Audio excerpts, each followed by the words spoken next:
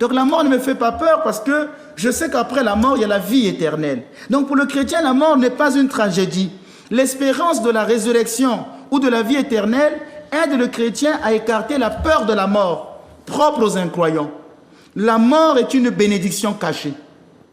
La mort n'est pas un châtiment. C'est une bénédiction cachée. C'est une ruse de Dieu. La mort n'est simplement qu'une ruse de Dieu. Elle nous effraie. Mais en fait, moi, comme je dis, je n'ai pas peur de la mort. J'ai simplement peur de mourir.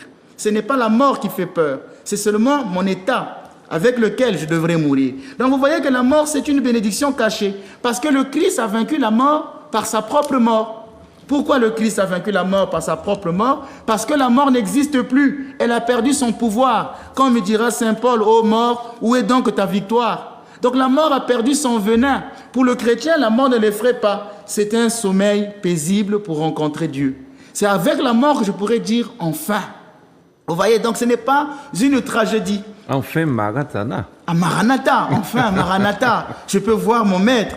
Et en ce moment-là, les anges viendront à la rencontre de l'âme juste après sa mort. C'est ce que nous dit Luc 16, 22, quand cet homme est mort, le juste Abraham, Lazare qui était là, qui souffrait, quand il est mort, on dit que les anges de Dieu vinrent le prendre. Donc les anges viendront à ma rencontre. Je pourrai voir la mère de Dieu, la Vierge Marie. Je pourrai voir les saints.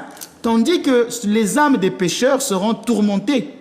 Les pécheurs seront tourmentés parce qu'ils sont attachés aux choses de la terre. Je ne peux pas laisser cette maison.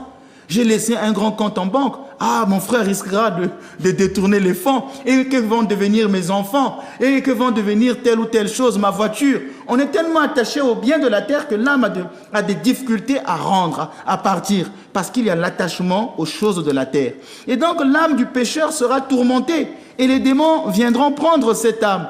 On va dire, mais c'est du sadisme eschatologique. Cette souffrance, ben non, cela existe. L'âme sera donc prise soit par des anges ou soit par des démons en fonction de son état spirituel.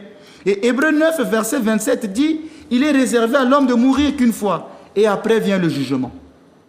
Il y aura donc une rétribution immédiate après la mort de chacun en fonction de ses œuvres et de sa foi. Donc les gens qui vivent sur la terre sans se rappeler, sans se préparer à mourir, c'est un danger. Que deviendra ton âme après la mort?